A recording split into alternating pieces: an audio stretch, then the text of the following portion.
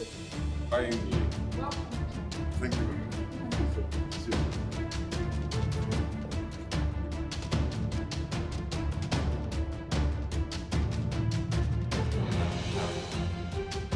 Prabowo dinobatkan pemimpin dunia bakal berpengaruh 2025, bersanding Donald Trump dan 11 Jinping. Negara tetangga Malaysia kebakaran jenggot. Nice to talk to you. How are you? Fine, thank you. I would like to congratulate you on your election as President of the United States of America. I would like, Thank you so much. if possible, I would like to call personally on you. Wherever you are, I'm willing to fly to congratulate you personally, sir. Oh, that's so nice. That's so nice. Well, we'll do that anytime you want, but great job you're doing in Indonesia. Great job. Proud of you.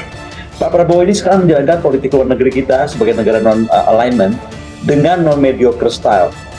Pada saat saya melihat beliau bicara dan mendengarkan beliau bicara, itu menunjukkan bahwa beliau ingin sekali memainkan peran politik luar negeri kita yang non-alignment dengan sangat tepat untuk kepentingan nasional Indonesia. Tugas Presiden adalah bagaimana tadi memainkan peran Indonesia yang non-alignment tadi untuk betul-betul bisa merangkul semuanya. Presiden Prabowo Subianto kini dinobatkan jadi pemimpin dunia yang bakal berpengaruh pada tahun 2025. Penobatan itu dilakukan oleh media asal Singapura, The Straits Times. Prabowo Subianto bersanding dengan Presiden Tiongkok, 11 Jinping, hingga Presiden as terpilih Donald Trump. Mereka dinobatkan dalam artikel bertajuk Meet 10 World Leaders to Watch in 2025 yang terbit pada Sabtu, 4 Januari 2025. Pemimpin dunia itu bakal memberikan pengaruh besar terhadap perkembangan dunia. Dari Donald Trump dan 11 Jinping hingga Prabowo Subianto dan Vladimir Putin, para tokoh berpengaruh akan memiliki peran yang sangat besar dalam perkembangan di seluruh dunia.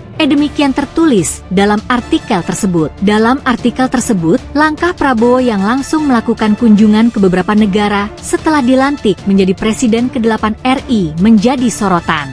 Menurut media tersebut, kunjungan Prabowo tersebut lebih bersifat untuk meningkatkan ekonomi Indonesia alih-alih membahas terkait geopolitik. Kendati demikian, mantan Menteri Pertahanan, Menhan, era kepemimpinan Joko Widodo itu dianggap memiliki tujuan untuk menempatkan Indonesia sebagai negara yang turut berpengaruh dalam diplomasi internasional. Media tersebut turut menyanjung target Prabowo yang ingin meningkatkan pertumbuhan ekonomi Indonesia menjadi 8%. Kurang dari sebulan setelah dilantik, Prabowo memulai kunjungan diplomatiknya dengan mengunjungi Tiongkok dan Amerika Serikat pada minggu yang sama serta menghadiri pertemuan-pertemuan multilateral besar seperti APEC yang dengan cepat menandakan keinginannya untuk menempatkan Indonesia sebagai jantung diplomasi internasional. Motivasinya, kunjungan ke luar negeri mungkin lebih bersifat ekonomi daripada geopolitik atau pribadi. Inti dari visi kepresidenannya adalah tujuan yang berani untuk mencapai pertumbuhan PDB sebesar 8%, naik dari 5% saat ini, ditulis The Straits Times. The Straits Times juga menyanjung langkah Prabowo yang berani agar Indonesia masuk dalam kemitraan organisasi antar pemerintah, BRICS. Diketahui, BRICS saat ini beranggotakan Brasil, Rusia, India, Tiongkok, dan Afrika Selatan. Pengumuman status kemitraan BRICS Indonesia dalam beberapa hari setelah ia menjabat sebagai presiden, ditambah dengan deklarasi bahwa negara dengan populasi terpadat di Asia Tenggara ini siap untuk menjadi anggota penuh, menunjukkan bahwa Prabowo tidak takut untuk melanggar posisi yang diambil oleh pemerintahan Joko Widodo. Tulisnya, The Straits Times juga turut menyoroti peran Prabowo terkait posisi Indonesia di ASEAN. Media tersebut memprediksi akan ada kerjasama yang erat dengan Malaysia untuk menunjang visi misinya, yaitu pembangunan berkelanjutan di Indonesia. Namun, yang lebih mungkin terjadi adalah skenario di mana Anwar, PM Malaysia, menemukan sekutu dalam diri Prabowo, yang diharapkan dapat memberikan dukungan kuat untuk hasil kerjasama ASEAN-Malaysia. Hal ini akan memfasilitasi investasi lintas batas, konektivitas rantai pasokan, dan pembangunan berkelanjutan, dan selaras dengan penekanan pemerintahannya pada pembangunan yang berorientasi pada pertumbuhan, tulis media tersebut. Di sisi lain, The Straits Times juga mewanti-wanti terkait pendekatan kebijakan luar negeri Prabowo terkait hubungan Indonesia dengan Tiongkok dan Rusia yang dianggap memicu perdebatan. Buktinya mantan Perdana Menteri Malaysia, Mahathir Mohamad memuji Indonesia. Dalam cuitan di akun Twitter pribadinya, Mahathir mengakui bahwa negaranya telah cukup tertinggal dari Indonesia dan Vietnam dalam hal pembangunan. Saya siap untuk menyetujui bahwa dalam hal pembangunan, Malaysia telah tertinggal di belakang Indonesia dan Vietnam belakangan ini. Tentu kita selalu di belakang Singapura.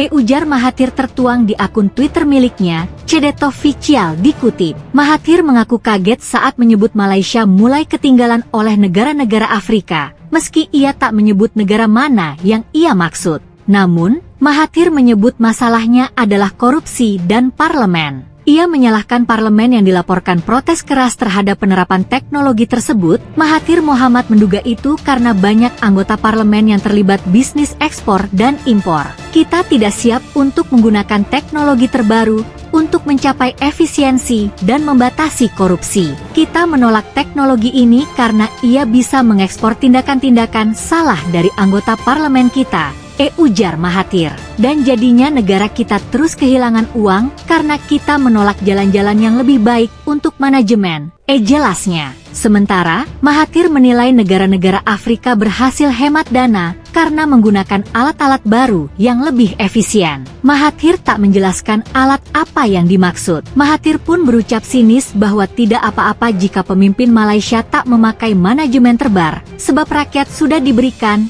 remah-remah. Mereka mungkin tanpa malu mencuri lebih banyak uang dan memberikan kita sebagian untuk apresiasi. Itu tak apa-apa. Jangan mengadopsi teknologi baru karena itu bisa menyebabkan para regulator kehilangan uang. Biarkan negara ini bangkrut. Hanya negara yang kehilangan uang. Kamu tidak kehilangan. Tak apa-apa, pungkas Mahathir. Mahathir terakhir menjabat sebagai PM Malaysia pada 2020 ketika terjadi kudeta politik. Muhyiddin Yassin yang dulunya mantan sekutu Mahathir lantas terpilih menjadi PM, meski usia pemerintahannya tak sampai 2 tahun. Presiden Prabowo Subianto kini dinobatkan jadi pemimpin dunia yang bakal berpengaruh pada tahun 2025. Penobatan itu dilakukan oleh media asal Singapura, The Straits Times. Prabowo Subianto bersanding dengan Presiden Tiongkok, 11 Jinping hingga Presiden terpilih Donald Trump. Mereka dinobatkan dalam artikel bertajuk Meet 10 World Leaders to Watch in 2025 yang terbit pada Sabtu, 4 Januari 2025. Pemimpin dunia itu bakal memberikan pengaruh besar terhadap perkembangan dunia. Dari Donald Trump dan 11 Jinping hingga Prabowo Subianto dan Vladimir Putin, para tokoh berpengaruh akan memiliki peran yang sangat besar dalam perkembangan di seluruh dunia. Demikian tertulis dalam artikel tersebut. Dalam artikel tersebut, langkah Prabowo yang langsung melakukan kunjungan